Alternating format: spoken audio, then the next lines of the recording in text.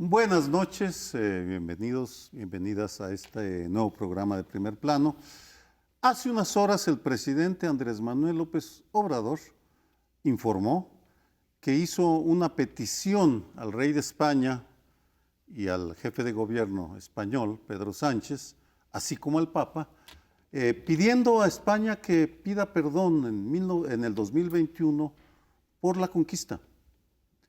Podrá parecer una provocación, y para los españoles seguramente lo será porque están en medio de una elección feroz entre derecha e izquierda, socialista, y pues la llegada a este tema sacude asuntos que no quisieran recordar algunos y que otros siguen empeñados en glorificar. Yo confieso que no me parece tan mala idea. Es más, me gusta la idea porque obliga a revisar, espero que de manera muy seria, un hecho traumático en nuestra historia, fundamental, fundante, y sobre el cual hay precedentes, porque, por ejemplo, el gobierno alemán ya pidió disculpas al pueblo judío por el Holocausto. Y para dar otro antecedente, en Estados Unidos, descendientes de esclavos están o demandando o exigiendo reparaciones a la Universidad Jesuita de Georgetown en Washington porque vendió 70 y tantos esclavos para financiar sus actividades, o a la Universidad de Harvard, que publicó un libro y ahí aparece un daguerrotipo del siglo XIX, los descendientes de este personaje que creo que se llama Remy, si mal no recuerdo, le piden reparaciones. Y las universidades están considerando hacerlo. Georgetown les dio becas a los descendientes de los 70 y tantos esclavos. Harvard está discutiéndolo, pero en todo caso, pues sí, van a ser 500 años de la llegada de Hernán Cortés a México, de una conquista sangrienta. Pues, ¿qué van a hacer los españoles? ¿Cómo se va a tomar en México? Pues indudablemente lo que podemos decir que es que en el gobierno de la Cuarta Transformación no hay ni pausa para el azoro ni tiempo para el aburrimiento. Válgame. ¿Te gustó la frase? Me encantó la frase, Sergio. ¿Por qué? Bueno, a ver, a mí me gusta mucho lo que dices de lo de Harvard, ya me lo habías platicado, porque son cuestiones de disculpas públicas acompañadas de acciones. Aquí se está diciendo, pues bueno, una disculpa pública 500 años después. El mejor homenaje, creo que como tú dices, es investigar, y creo que tenemos muy buenos historiadores de México, de España y del mundo sobre la barbaridad que fue la conquista. Me gustan más, uno, como digo, las acciones, y dos, me gusta más en todo caso que el país agraviado, que en este caso seríamos nosotros, tenga gestos como tuvo el gobierno de Cárdenas con el exilio español, que recibió a los españoles, ¿no? Es decir, mira, somos dos países amigos, que vengan hacia acá los españoles.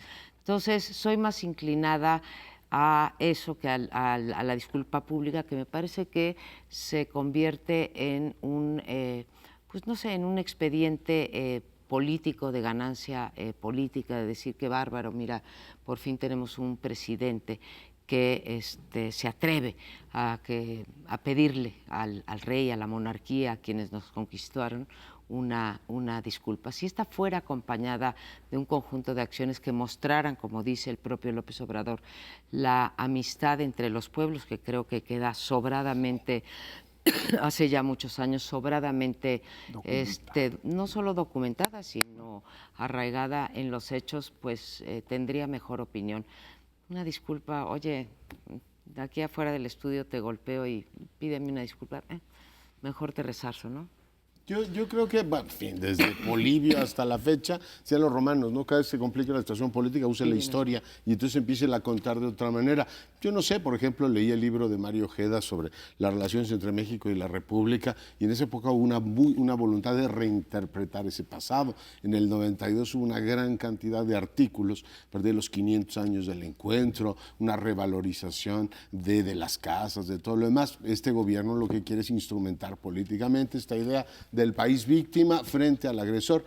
francamente me parece forzadón, ¿no? Porque no es un asunto ni que esté presente hoy en el debate público, ni impulsa una, digamos, revisión historiográfica seria de lo que ocurrió. Yo me acuerdo la monumental biografía de Cortés, de Miralles, que todavía merece ser efectivamente revisada, pero bueno, no creo que sorprenda a nadie que el presidente quiere usar la historia de una manera absolutamente favorable a su causa política y ubicarse precisamente en este contexto en el cual le pide al rey de España eso y al Papa, porque dijo, nos excomulgaron a nuestros héroes. Me parece recordar que cuando cumplimos 100 años de revolución y 200 de independencia, la Iglesia dijo algo sobre el tema de que había sido un error excomulgar a Hidalgo y a Morelos. En fin, volver sobre la historia con propósitos políticos, yo creo que es una tentación cuando tienes problemas muy serios.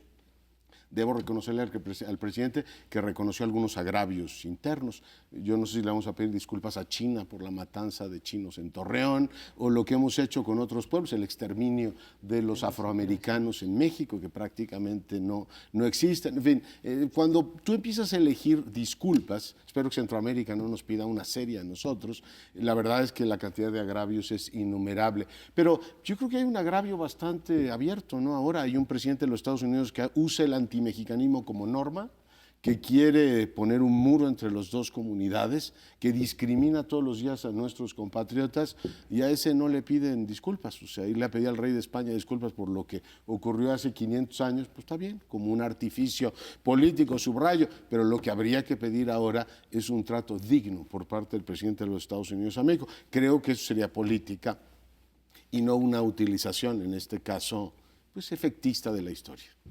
Bueno, yo tengo la impresión de que está retomando sus posiciones políticas fundamentales, entre ellas la que está en el emblema gráfico donde hay personajes fundamentales, empezando por el cura Hidalgo. El cura Hidalgo no solo fue excomulgado, sino que él se pronunció con un viva México y mueran los gachupines. Estamos regresando a esa parte de la historia que sí es muy vieja, de 1810, el del cura Hidalgo me refiero, la conquista es 3 siglos antes, pero estamos regresando en función de una actualización de la relación México-España, en el momento en que España es el país europeo que más inversión tiene en México, según acabo de ver en alguna nota por ahí, de inversión extranjera directa, en el momento en que hay un gobierno cuyo titular, presidente de gobierno, vino hace pues mes y medio, una cosa así, y en son de buenas relaciones, trayéndole una copia del acta de nacimiento de su abuelo, español, en la Cantabria, y también en el momento en que hay esta disputa a la que ya se refería Sergio y que no lo voy a mencionar. Las otras peticiones de disculpas a las que te refería Sergio,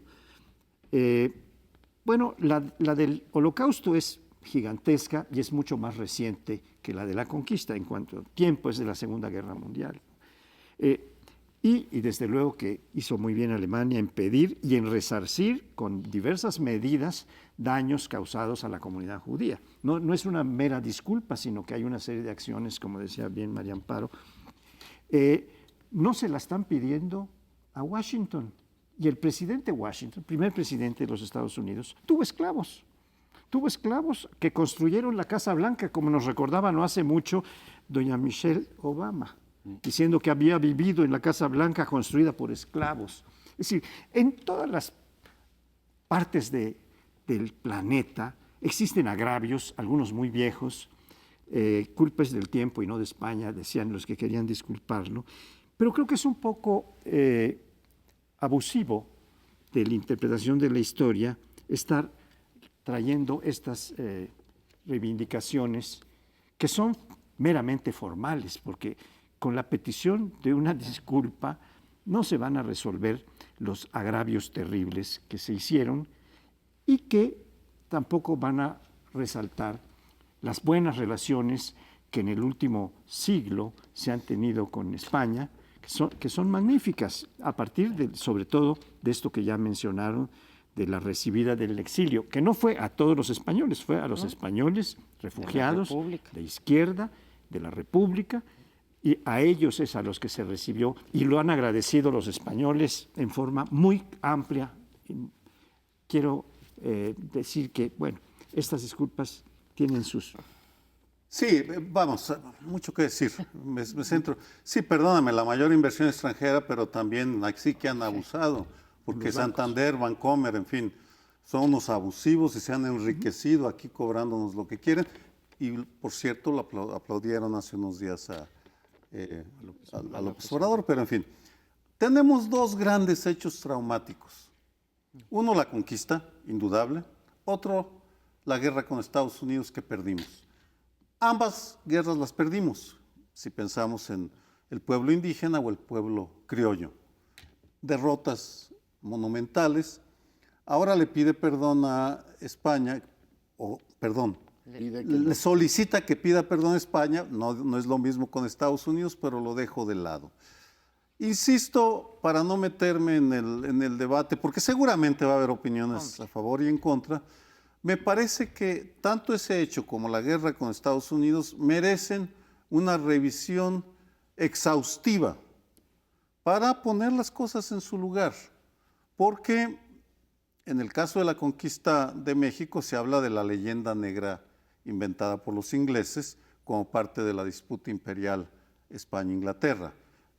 Habría que esclarecer hasta dónde fue más sanguinaria la conquista española que la conquista inglesa, holandesa, etcétera, todos los que invadieron otras partes de América.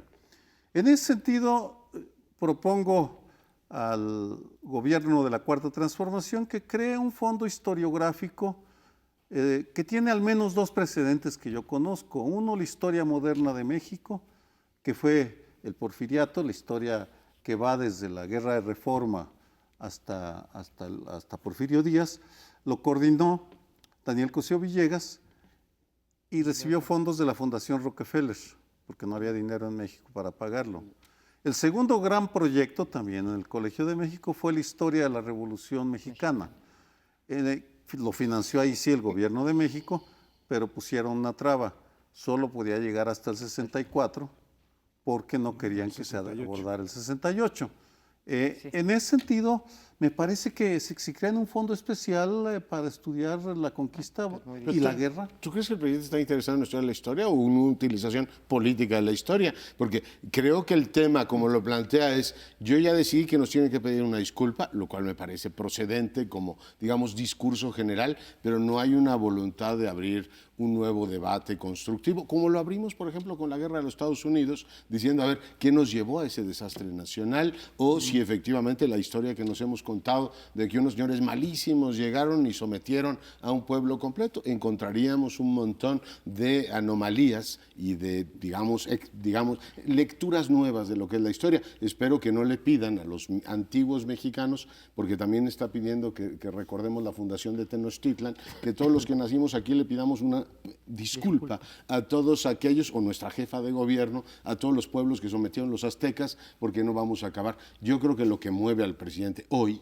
es una utilización política de nosotros somos las víctimas y quiere una reconciliación. Además de que no le pide a Trump una explicación clara, hoy mismo se volvió a pelear con la prensa conservadora y todo lo demás. Entonces decía uno, oiga, si quiere reconciliarse con España y con el Papa, ¿por qué no empieza reconciliándose con Reforma, por ejemplo? Y ya vivimos en paz todos. Lo digo como sugerencia. Yo creo que lo que mueve al presidente es una utilización política de la historia, no una voluntad de conocer historias alternativas. Me parece buena tu sugerencia, aunque coincido que no esté interesado López Obrador particularmente en que se esclarezca la historia, pero yo te la compro completita.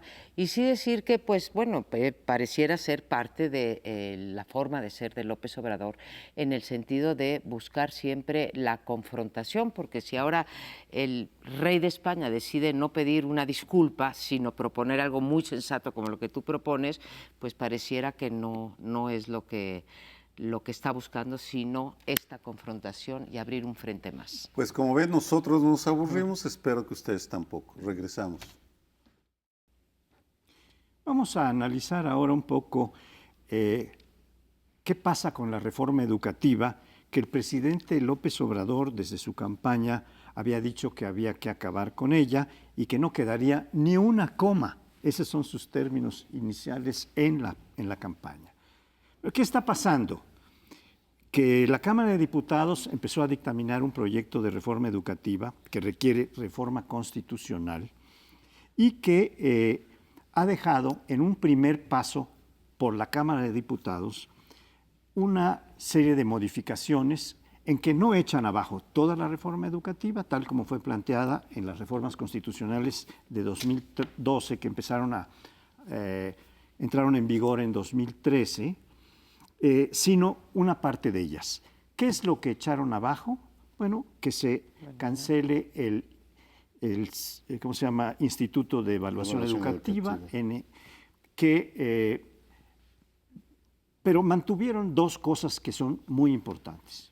Mantuvieron, para no entrar solo en lo negativo, que la evaluación se mantenga y también que va a haber un organismo que sustituya al Instituto Nacional de Evaluación, que va a juzgar las evaluaciones que se deben hacer a las políticas públicas y a los profesores. Y también habría que evaluar a los estudiantes, a los métodos educativos, a la pedagogía, porque eso es algo fundamental como estrategia educativa. Pero en fin, el caso es que en la Cámara de Diputados llegaron a una conclusión que votaron conjuntamente Morena y el PRI, porque les atendieron y algunos priistas han salido a declarar que ellos salvaron la parte fundamental y dicen el 80%. Yunes de Veracruz y una señora Cintia dijo, nos respetaron el 80% de lo que venía en la reforma anterior.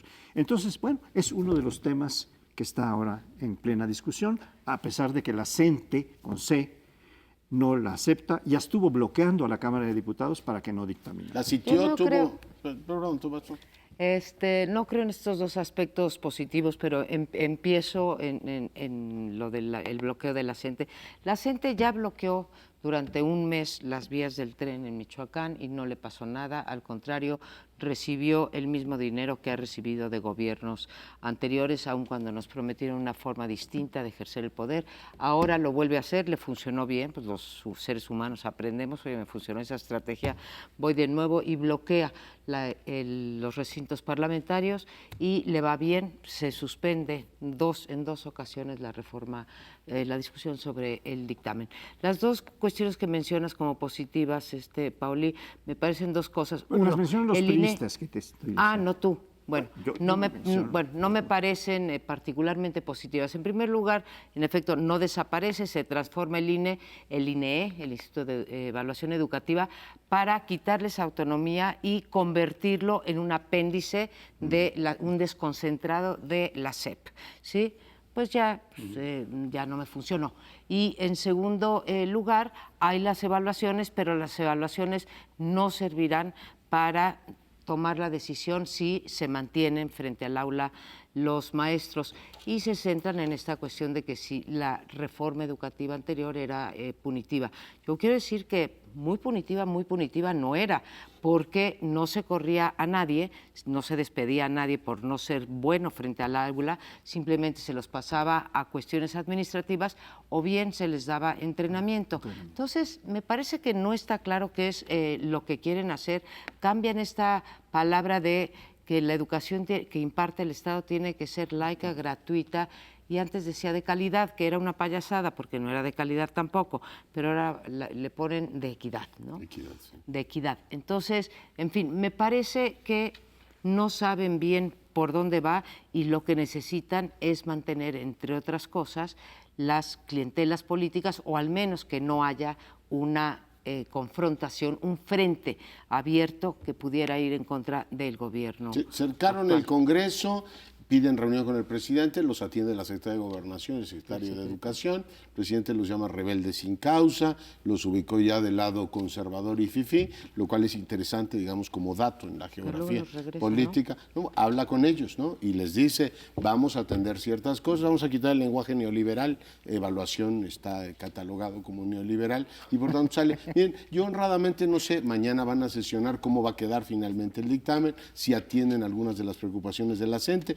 que va más por los temas laborales. Ellos decían, hicieron una reforma laboral y no educativa, y ahora lo que piden es, refórmenos el 100, o sea, que estén incluidos en uno de los apartados del 123, ya quedamos conformes, más el ingreso automático de las normales. Así que no hagan concurso nuestros muchachos, tú tienes normal, tienes plaza, que es volver al modelo anterior. Miren, yo a estas alturas ya estoy dispuesto a que gato negro o gato blanco, a condición de que nos ofrezca este gobierno, de la 4T, un corte de caja y diga, a ver, en 6 años me comprometo a dar una educación, ayer lo escribía Lorenzo Meyer de manera brillante, que le cambie la vida a la gente. Si lo que vamos a tener es más grilla política entre la CENTE, la burocracia de la SEP, el CENTE que está de regreso con la maestra, yo digo, va a ser la misma sopa y no estamos transformando nada. Eso se lo oía Sergio López Ayllón. Yo creo que es tiempo de ir dejando ciertos temas, por ejemplo, lo decía respecto a la fiscalía. Sí, Está ya. bien, ya es el fiscal Gersmanero, el fiscal de electoral es el biógrafo del presidente. Bueno, vamos a pedir los resultados, vamos a pedirles que a partir de ahora, en 5 años, nos digan que un niño de Oaxaca o que un niño de Chiapas puede cambiar su vida a partir de la educación y a partir de la lógica de los resultados, sacarnos de esta gran querella de tantos años de tecnicismos, que si la evaluación es punitiva, no. A ver, gato negro, gato blanco, denle educación a los niños que les sirva para cambiar su vida. Wow. Se lo Bueno. copié a Lorenzo Meyer ayer, ¿eh? Gran A artículo el Sergio de y a ayer. Lorenzo, muy bien. Me preguntaba cómo está siendo necesario hacer un poco de arqueología lingüística para recuperar términos del pasado y entender el presente.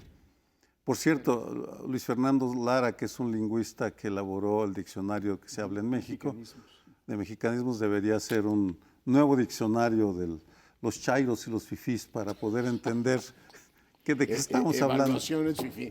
La evaluación es fifí, de acuerdo al lingüista Curcio. No, pero lingüista, el jefe. pero a lo que voy es que tenemos que recuperar el término de poderes fácticos, porque el poder fáctico se distingue del institucional porque no fue elegido, es decir, no es el Congreso, no es el institucionalizado. no está institucionalizado, sino que ahí está. Y pues, porque lo que estamos viendo es un reciclamiento muy superficial de la mafia del poder, porque los banqueros siguen ahí, las televisoras siguen ahí, y también algunos sindicatos siguen ahí, y no solo siguen ahí, sino que están recuperando fuerza, aunque si hay algún recambio entre los mineros, pues regresa Napoleón Gómez Urrutia y se convierte en el creador de una nueva central sindical internacional. El Bester ya apareció tomando con una sonrisota enorme que contrasta con el día aquel en el cual en una rejilla del reclusorio norte, si mal no recuerdo, le tomaron declaración en el 2012 o 13. 13, ¿verdad? 13. Sí, enero o febrero del 2013. Empezando. Y la gente ni se diga, ¿qué ha Hombre. cambiado en sus métodos? Absolutamente nada, ni la retórica, ni los bloqueos, absolutamente nada. En consecuencia, pues tendríamos que vernos obligados a hacer una lingüística que mezcle la cuarta transformación con el neoliberalismo y a ver qué sale. Tampoco existe el Bueno, liberalismo. si queremos recuperar, como dice Sergio, el concepto y la idea de los poderes fácticos, habría que volver a leer a Ferdinand Lassalle, que fue el fundador del Partido Socialista Alemán y que creó el concepto de los poderes reales, en contraste con los institucionales o formales, ¿no? Y después a Pablo González Casanova, que los trata como factores reales de poder en la democracia en México. Pero tal vez no hay que ir tan lejos. Los poderes fácticos más bien son una expresión periodística de todos estos conceptos que vienen atrás.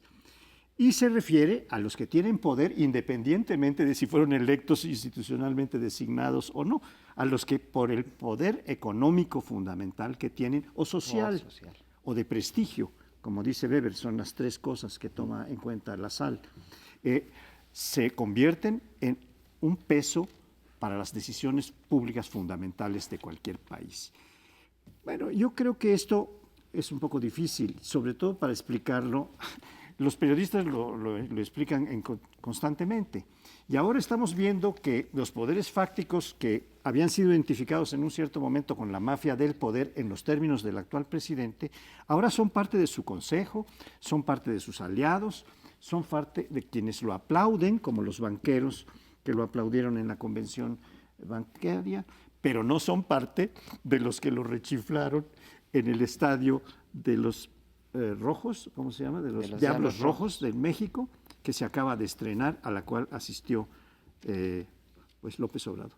Pues bueno, entre estos poderes fácticos, que no es a través del dinero, aunque reciben mucho dinero, está en efecto la CENTE y muchos sindicatos. A mí, insisto, lo que me sorprende es que estos grupos de poder existen, uno en todos lados, pero el grado en el que ejercen su poder es distinto en los distintos países. ¿Sí? Ahí donde hay mayor democracia tienen menor poder que ahí donde no hay.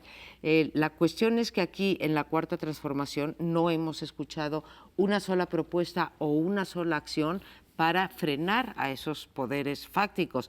Y estamos ahorita hablando de la CENTE, pero podríamos hablar de otros poderes fácticos que siguen finalmente intactos y el gobierno les sigue dando el poder que no se ganaron en las urnas o el poder que no tienen institucionalmente. Están ejerciendo el poder de la mismita forma. Te queda.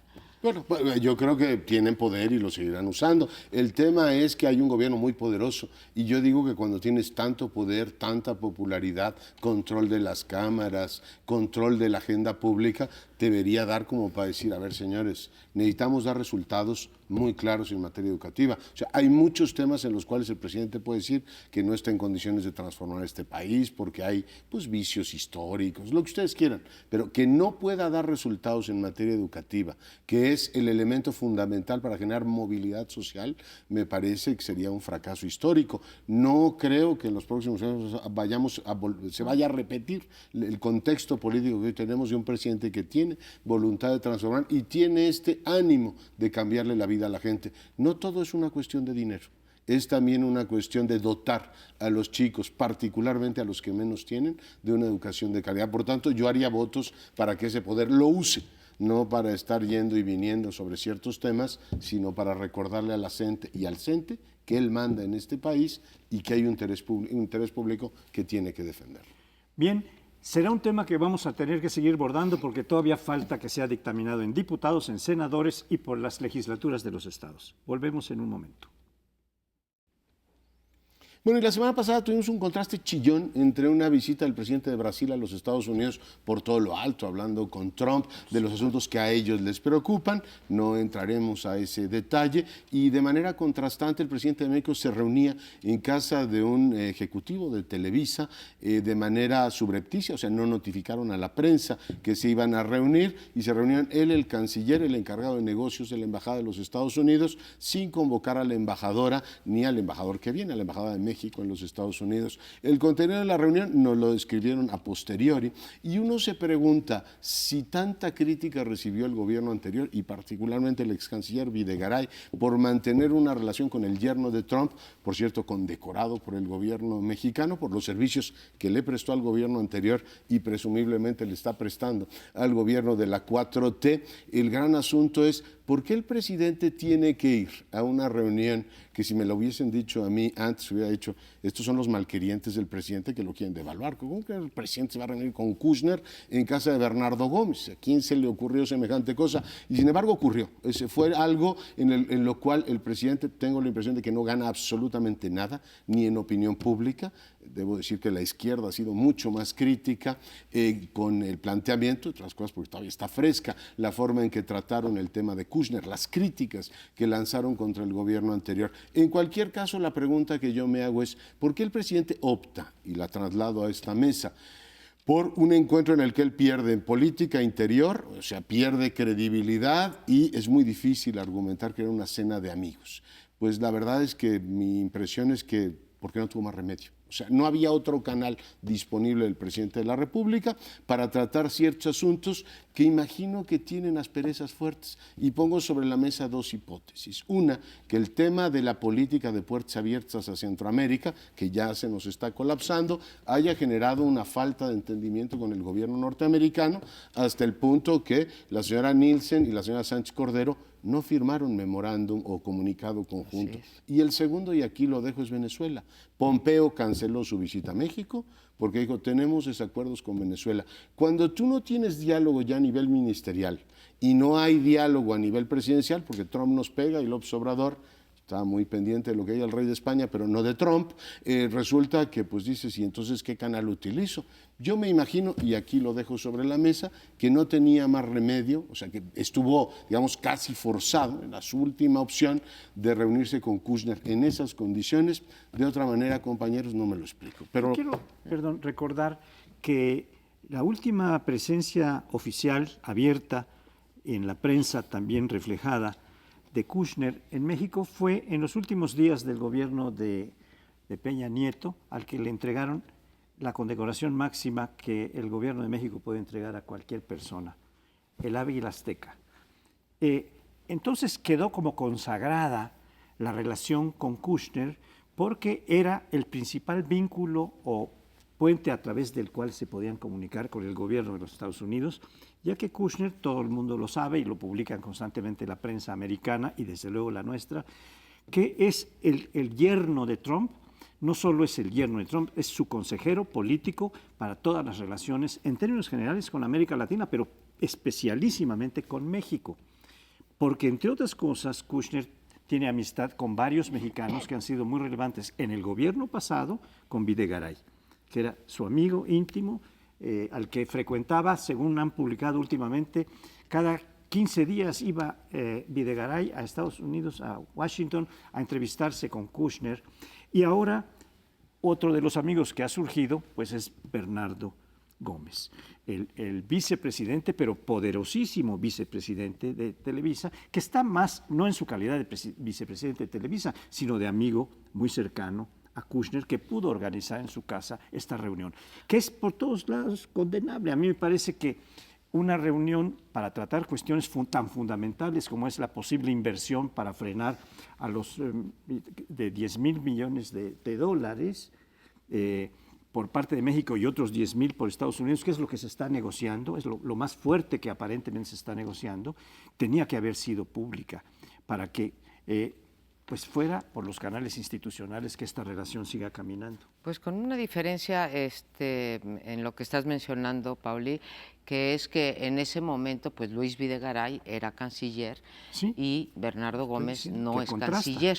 Sí, ahí es un contraste, podría ser el único canal. A mí me incomoda la idea, Leonardo, de que pues que no tenía más remedio, ¿no? No había más remedio, porque rendirte a la tesis de, aunque simpatizo con ello, rendirte a la tesis de no hay más remedio es una forma de justificar, ¿no? A mí me parece que en política hay errores, ¿sí? Que este fue un error, y hay errores o, digamos, perversidades o mala política o como le quieras llamar, ¿sí? Yo a esto le llamo, por un lado, un error, ¿sí? Haber hecho una reunión en donde se tratan temas oficiales en la casa de un privado que además es parte del Consejo Asesor Empresarial del presidente de la República y que además es vicepresidente de una cadena de televisión muy importante. Y segundo, es dar una señal por parte del presidente de que él está más allá de cualquier crítica posible.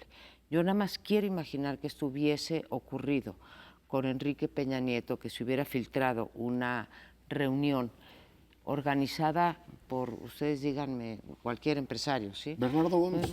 Por el mismo Bernardo Gómez en su casa a cenar, y creo que lo hubiéramos hecho tiritas parejo, toda la comentocracia, toda la clase política, toda la oposición, etcétera. Creo que no hay justificación alguna a tratar una cuestión de Estado, porque canales siempre hay, canales diplomáticos, aun cuando hayan fallado. Entonces, si falla el canal diplomático, que había dos, por un lado Marcelo Ebrard, que es el canciller, por el otro lado la embajadora en Washington, pues entonces te estamos hablando de que tenemos dos diplomáticos que no están haciendo su trabajo. Entonces, pues llamémosle a las cosas por su nombre, o incompetencia o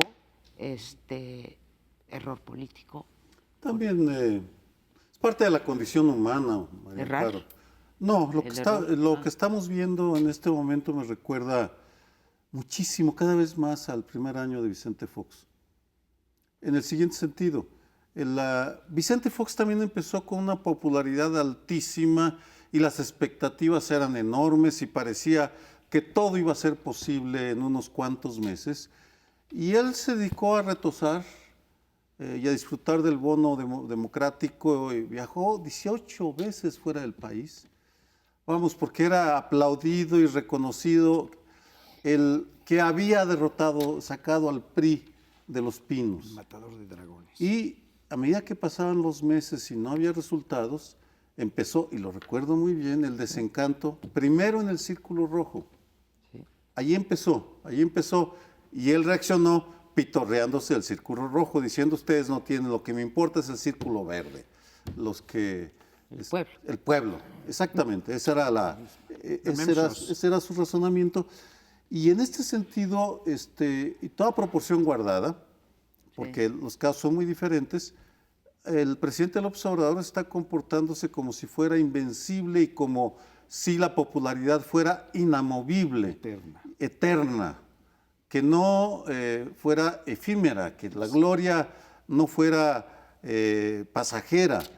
Y lo que yo estoy observando en 3 meses, en unos cuantos meses, es un creciente desencanto en las clases medias y en el Círculo Rojo.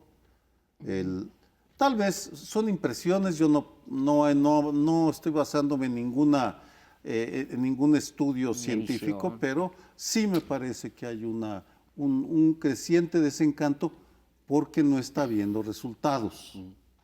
Que es muy pronto. A mí me cuesta, digamos, seguirlo, y tengo, digamos, 3 hipótesis que compartir con ustedes. Uno, que el presidente pase más tiempo leyendo Bernal Díaz del Castillo que propiamente los informes de la relación bilateral, que lo digo muy en serio. O sea, cuando tú pasas más tiempo viendo los temas que no son de tu competencia directa, la política exterior es una función indelegable del presidente de la República y le debería consumir mucho más tiempo. Esa es una, que no le dedique tiempo suficiente, y entonces su amigo Bernardo Gómez lo invita y le dice: oye, vente porque va a venir Kushner, y ahí entro a la lógica tuya de, pues, un error, ¿no? Acepté, le dije a Marcelo Ebrard de último minuto: vente que vamos a cenar aquí Bernardo y Jared, y está buena la plática. En ese contexto de un presidente que está pensando más en la conquista de hace 500 años que en la relación bilateral, aquí y ahora, pues que digas, bueno, se me fue, y un domingo en la tarde no lo puedo hacer. Pero, a ver, el presidente es un gran razonador de Estado.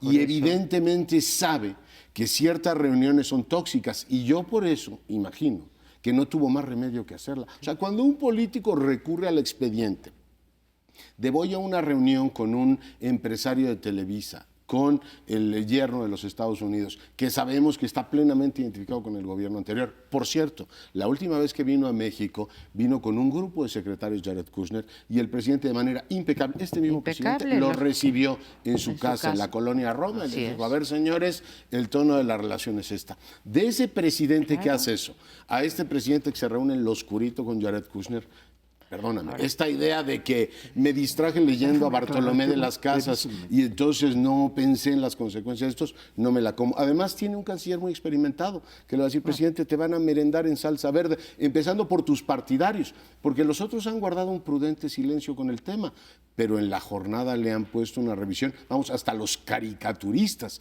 le han dedicado al presidente, que no es habitual, durísimos comentarios como este de vamos a celebrar la muerte del neoliberalismo en una cena con con Bernardo Gómez. En fin, yo veo que tenía todas las derrotas posibles en ese caso, por tanto, digo, no tenía más remedio que hacerla. De otra manera no me lo explico. ¿Tú crees que no tenía remedio? No tenía más campo, ¿no? Yo tampoco. Vamos, Si te digo que no hay diálogo con el presidente y se te colapsa el ministerial, ¿con quién hablas? A ver, Yo quería Leonardo, nada más aclarar que no había diferencia en lo que estamos. Yo estaba Sí. contrastando No, lo sí institucional de sí, Videgaray ya lo entendí con lo así. informal de la reunión. Ahora, ¿por qué no te compro esto, Leonardo? Entre otras cosas, porque estamos en un contexto en que agresión tras agresión de Trump a México y Andrés Manuel López Obrador ha guardado prudente silencio. Entonces, a lo mejor lo que estoy haciendo es dándote la razón. Pero vamos a corte, no te va a poder responder. Pausa, volvemos. Hace un rato en el primer bloque, aquí mi querido compañero Leonardo Curcio se refería a los contrastes chillones, decía él.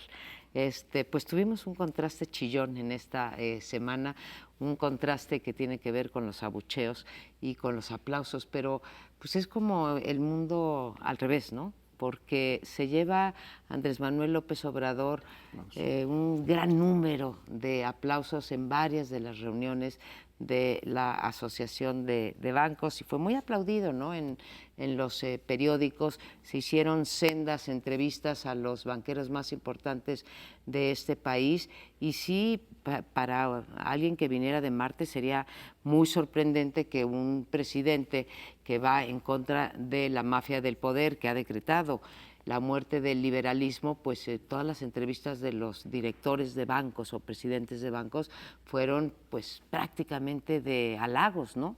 Lo llenaron de halagos y le dijeron que querían trabajar con él y que bueno, que haya concordia en este país, pero si alguien representa dentro de la maldad de los empresarios, que es algo muy difundido en este país, no se les ve como generadores de empleo, ni de riqueza, ni de nada, sino se les ve como la mafia en el poder, ellos le aplauden. Y en contraste, este domingo se inaugura el parque del béisbol de los Diablos Rojos.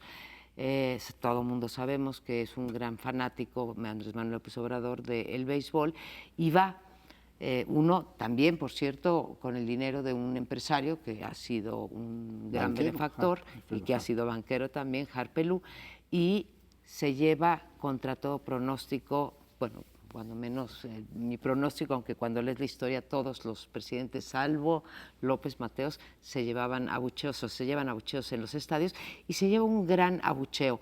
Yo no sé qué opinen ustedes, él dijo que era la porra fifí y el equipo fifí, pero pues en un estadio en el que caben 20,000, no creo que haya habido 20,000 fifís o que todo el estadio haya sido. Y el hecho claro es que se llevó una rechifliza, un abucheo, un fuera del estadio, pues que yo no me hubiese esperado. No sé, y lo pongo a discusión de ustedes, si tenga algo que ver con lo que decías tú en el cierre hace un momento, Sergio, que empieza a causar algo de decepción entre las clases medias que pueden haber estado llenas en el estadio y la de los empresarios, decir confrontaciones yo no quiero. Lo creo, ¿eh?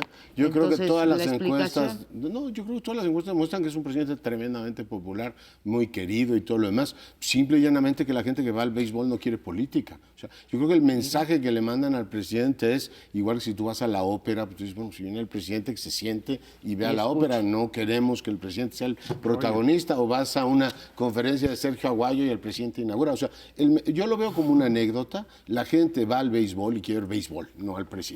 Y yo creo que es un mensaje que él recibió claramente ahí, como de ya cabe. Su respuesta es pues la que da todos los días, que si los fifís y los conservadores, que por cierto le va a tener que cambiar porque si ya jubiló el neoliberalismo, los que confrontaban a los conservadores eran liberales, no neoliberales, pero no le gusta ubicarse como liberal. En fin, en cualquier caso creo que es una mala respuesta. Él mismo sorprendido, pero yo lo vería como una anécdota, no diría nada más. Y el tema de los banqueros, yo celebro que haya tanta sintonía entre élites económicas y el presidente. En los últimos tiempos lo que hemos visto es reuniones del CCE donde salieron casi chocándola diciendo tenemos exactamente los mismos desafíos, la banca. O sea, solo imaginar, María Amparo, que la banca se estuviera oponiendo a las políticas de este presidente, pues tendríamos aquí servida una confrontación de los mil diablos. Creo que ha habido por parte de la élite económica una voluntad de transigir con este presidente en los temas que le son caros, es decir, redefinió, y tú lo comentaste muy bien, todo el gasto social, redefina sus temas presupuestales como usted quiera, nada más no toque los elementos que a nosotros, en este caso banqueros, nos afectan, que es el asunto de las comisiones, les dijo que no, y expandir el negocio está en interés de todos, igual que con el CCE, igual que con los banqueros, igual que el Consejo Mexicano de Negocios, han aplaudido al presidente diciendo: si se trata de crecer al 4%, cuente con nosotros. Yo entiendo que es chillón, efectivamente, el contraste, por usar nuevamente la metáfora, porque los llamaba machuchones y mafiosos y todo lo demás, pero ahora no puedo más que celebrar que haya una consonancia entre las élites económicas y élites políticas, porque este país tiene muchas broncas como para no estar pensando en crear mayor prosperidad. Coincido contigo. El deporte, quienes nos gusta el deporte, es un espacio íntimo, privado. Es para comulgar con quienes comparten Ese gusto. ese gusto. Y no nos gusta que lo utilicen para otros fines. Y eso sucedió con Gustavo Díaz Ordaz en 1970, cuando Con De la inauguró el Madrid. Mundial, o Miguel de la Madrid en 1986. Pasa siempre lo mismo. Siempre. Y Calderón. los políticos no aprenden que deben dejar en paz los santuarios que los humanos nos reservamos para ceremonias tribales, como es compartir un deporte tan menso como darle patadas a un balón o, Qué padre es o eso. tirarle palazos a una pelota. Yo no comparto esa visión tan optimista, Leonardo, sino que lo vi como un acto de complicidad y de sanción de un presidente a las prácticas abusivas de la Asociación de la Banca Mexicana, que de manera permanente se dedican a darnos un pésimo servicio y a cobrarnos todo lo que pueden y evadir sus responsabilidades cuando se meten a nuestras cuentas y las saquean, porque ellos no invierten en sistemas de protección. El día de hoy, curiosamente, en Excelsior, un periódico no fifí como Reforma, sino, Universal, me equivoqué, en el Universal, Ricardo Monreal publica un excelente texto en el cual pone los puntos sobre las IES y dice exactamente lo que estoy diciendo. Dice, la banca mexicana se llenó la boca de generosidad diciendo no vamos a cobrar cuotas, comisiones en las cuentas digitales, cuando dice van a tardarse al menos 10 años en instalarse porque no es automático, porque el Banco de México no tiene la plataforma, y dice, en palabras más mesuradas, porque él es político, yo no lo soy, exactamente lo que yo estoy diciendo. Abusan todo lo que pueden, y que el presidente vaya y lo aplaudan, me parece que el presidente está coqueteando con los que antes denunciaba, y no me extrañaría que en los próximos días empiecen algunos sectores a llamarlo traidor a las causas. Yo quisiera hacer una pequeña diferenciación en relación con lo planteado por Leonardo. Decía que al presidente López Obrador no le gusta verse identificado como liberal. Yo creo que sí, pero no como liberal individualista, sino como liberal social. En el centro de sus personajes está Juárez, liberal por antonomasia de nuestro país, indígena por otra parte. Pero era un indígena de bombín y guantes que ya se entendía muy bien con el presidente Lincoln, etc. Es un liberalismo social que han desarrollado muchos autores. Reyes Heroles dice que el primer liberalismo social se dio en un grupo en Yucatán que se llamaba los sanjuanistas, lo dice el liberalismo mexicano, y dice que esos son los liberales más auténticos, los sensibles a las necesidades del pueblo, etc. Esto es como él quiere identificarse. Nada más era esa. Oye, yo una diría, disculpa, Leonardo, porque a lo mejor fui demasiado enfático. ¿Pero por qué? No, Sí, te oye, dije, lo para eso agarré con... estamos. No eres tú. Es que me parece, me indigna que el presidente Esté allí. A vaya a ser ovacionado por quienes exprimen al pueblo. Yo Leonardo, sí te lo que quiero... digo, no puedo más que celebrarlo, Miguel. Leonardo, Sergio. yo te quiero decir que creo que, y lo he escrito muchas veces en una tesis en la que estamos de acuerdo, si algo hay que celebrar en algún país y si hay alguna condición necesaria para que prospere un país es el acuerdo entre la élite económica y la élite política.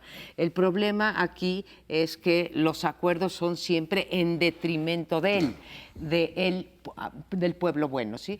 Entonces, lo que yo no puedo celebrar es que López Obrador nos vendía una cosa, ¿sí? Y nos está dando una cosa muy distinta, como decíamos con el CENTE, un ejercicio del poder pues muy similar al que teníamos anteriormente. Cambian ahora el Consejo Asesor, pues son otros 6 individuos, ¿sí? Pero siguen siendo pues de esos de los que les dijo, esta república está en ruinas por culpa de ustedes. Y ahora resulta que todos somos amigos. Lo que yo no he visto, y en eso coincido con Sergio, yo no he visto acción alguna, ni de parte de los empresarios para, digamos, tener un capitalismo con mayor rostro humano, ni de parte del presidente ¿Subir el para salario mínimo? frenarlos. Sí, y te puedo decir un par más que, digamos, son cuestionables. Y yo pero pregunto, hay en dos general, caminos y Benito que se Juárez estuvieran... gobernó de manera autoritaria, sé que me van a tundir, pero de liberal, ¿sí? Frente a los conservadores. Oye, pero ¿qué querríamos? ¿Una guerra con de poderes élites? extraordinarios gobernó. Tienen razón en un punto, o sea, sí es verdad que hay muchos abusos, tenemos un capitalismo, todas verdad, pero yo veo muy, digamos, digno de ser celebrado el hecho de que la 4T arranque con una voluntad de que a través del diálogo y a través de los acuerdos cambien la realidad de este país. Bueno, ya veremos, igual que decía que el sistema educativo, esperemos a los resultados, está arrancando este gobierno, vamos a ver si efectivamente hay, démosle tiempo, yo creo que es mejor camino eso que los paraguasos. Pues, dichos vemos, hechos no sabemos. Nos vamos hasta el próximo lunes, lo esperamos aquí a las 10 de la noche.